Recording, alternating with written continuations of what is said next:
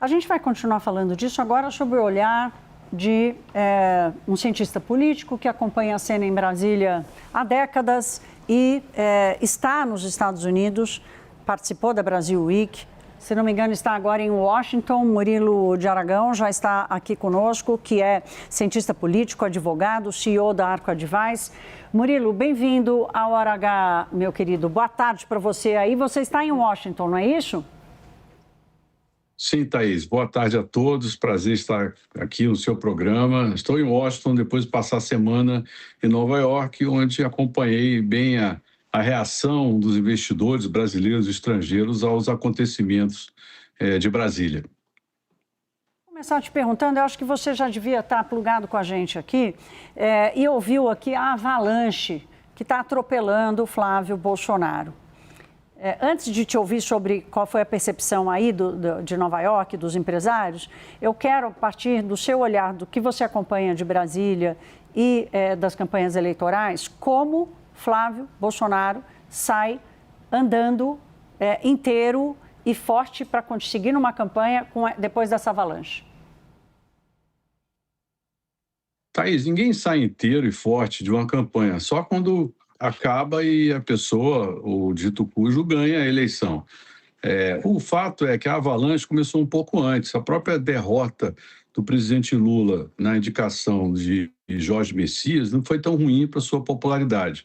Acho que isso já foi até objeto de um artigo que eu escrevi, O Paradoxo da Derrota, que algumas derrotas, às vezes, têm aspectos positivos que terminam se revelando, como deu ao presidente um certo impulso. Naquela época, naquele momento, estavam ali praticamente num empate técnico, de acordo com as pesquisas da Atlas Intel, em projeção para o segundo turno.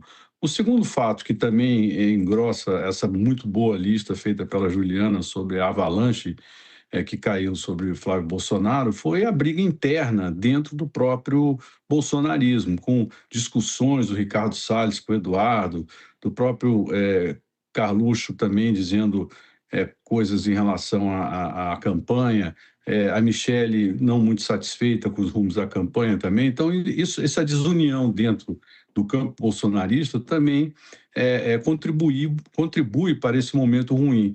E até mesmo se dizia que era hora do Flávio Bolsonaro parar de jogar parado e buscar mais ações, mais exposição e mais assertividade para poder prosseguir tendo aquele bom momento. Mas aí vem a avalanche, e a avalanche é muito séria realmente. Agora, a gente tem que considerar que tem muita água para rolar daqui para frente. Ele já perde esses 6, 7 pontos, é possível que perca ainda mais, é possível que nas projeções de segundo turno a diferença chegue a uns 10 pontos e vai impor uma reflexão para o campo da direita sobre a viabilidade da sua candidatura. Murilo, nós falamos agora há pouco também aqui sobre a quebra de confiança, não só para dentro, né, que já estava numa confusão ali entre a própria família, como você trouxe, mas especialmente do eleitor. E a gente sabe que a eleição será decidida por aqueles que não são fiéis nem a Bolsonaro nem a Lula, são os chamados independentes. No seu termômetro político, do que você acompanha, do que acontece no Brasil, quanto você acha que está abalada a confiança do eleitor em Flávio Bolsonaro? Está muito abalada. Hoje está muito abalada. Agora, a campanha ainda está longe de ser finalizada. E até lá também existem duas certezas. A primeira é de que ocorrerão novas revelações que podem atingir todos os candidatos, inclusive o presidente Lula, inclusive o próprio Flávio Bolsonaro e os demais. Então, vai ocorrer seguramente uma guerra de dossiês, de vazamentos, de fake news, de redes sociais, de inteligência artificial. A gente não pode desprezar esse efeito de que novas revelações possam causar nos candidatos, inclusive nos que eu mencionei. Então, isso é uma certeza. Segundo ponto, você bem disse, o núcleo lulista e o núcleo bolsonarista é muito consolidado. Eles não são majoritários, tem lá em torno de 30% cada um, e ali não importa que tipo de revelação seja feita, eles estarão juntos apoiando os seus candidatos, porque eles perdoam tudo e vão buscar o que eles querem, que é basicamente um projeto de poder para os seus candidatos. Então, existe ali uns 40%, grosso modo, que vai oscilar de um lado para outro. Tem a centro-esquerda, tem a centro-direita, tem um centro, e eles vão assistir o que vai acontecer. Por exemplo, eu não acredito que possa ocorrer imediatamente, mas um candidato à terceira via pode se aproveitar desse momento e criar um embaraço, né, dentro do campo, principalmente do campo da direita, não é, tirando votos hoje que seriam do Flávio. Mas ainda é cedo dizer qual vai ser o resultado decisivo até julho, por exemplo, em relação à candidatura do Flávio. Mas a certeza é, ele está muito fragilizado nesse momento, essas revelações afetam aquele eleitorado que você bem disse, e isso traz um peso adicional para a campanha dele e, eventualmente, até dificulta a sua eventual vitória se ele for para o segundo turno, porque o centro vai trazer essa questão sempre como um problema. Claro, porque o PT e o governo Lula não vão largar dessa história, né? Que chega de bandeja para a campanha governista. Agora sim, Murilo, quero lhe ouvir sobre as reações que você captou, muito empresário, quer dizer, o PIB brasileiro todo, e também grandes cabeças, tomadores de decisão do Brasil, na Brasil Week e agora em Washington.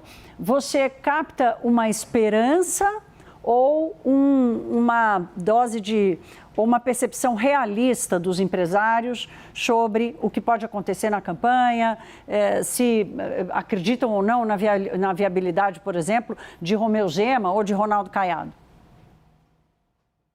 Olha, a expectativa e a percepção, ela varia de acordo com o tipo de empresário, né, e com a nacionalidade do empresário. O empresário estrangeiro que investe no Brasil, ele tem uma percepção de mais longo prazo, principalmente aqueles que fazem investimentos diretos em fábricas e operações.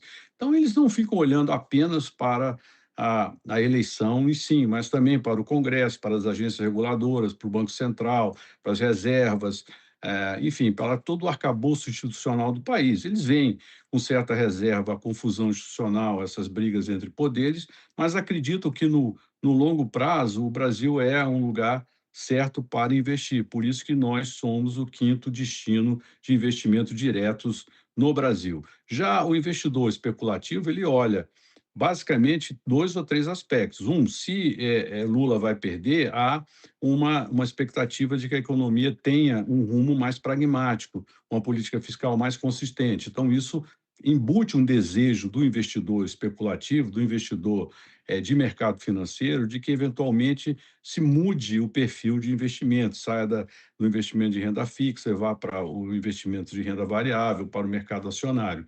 Então, há uma expectativa. Agora, o brasileiro, boa parte do empresariado torce contra o Lula. Enfim, eles acham que um presidente, seja ele o Flávio, o Zema ou o Caiado, pode ter uma economia mais vibrante, menos amarrada e fiscalmente mais responsável, mas tem que olhar o pragmatismo da situação.